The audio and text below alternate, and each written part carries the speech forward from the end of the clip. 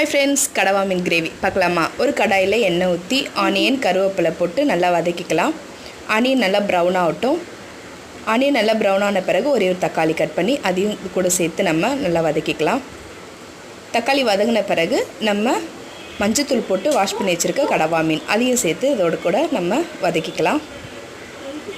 தண்ணி விட தேவையில்லை, கடவா மீன்லேயே நிறைய தண்ணி விடும், அதனால் தண்ணி விட தேவையில்லை। இப்போது வீட்டில் அரைச்ச குழம்பு மிளகாய்த்தூள், கொஞ்சம் காஷ்மீரி மிளகாய்த்தூள், உப்பு அதையும் சேர்த்து நல்லா நம்ம வதக்கிக்கலாம்।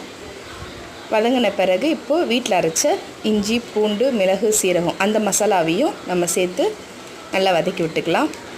நல்லா தண்ணி வற்றுற அளவுக்கு நல்லா வதங்கின பிறகு இதில் கொத்தமல்லி தூவி இறக்கிட்டிங்கன்னா கடவா மீன் கிரேவி ரெடி। ரசம் சாம்பார் எல்லாத்துக்கும் செம்ம டேஸ்ட்டாக இருக்குங்க। ஒரு வாட்டி இதை செஞ்சு பார்த்துட்டு எனக்கு கமெண்ட்டில் சொல்லுங்கள் எப்படி இருந்துச்சுன்ட்டு।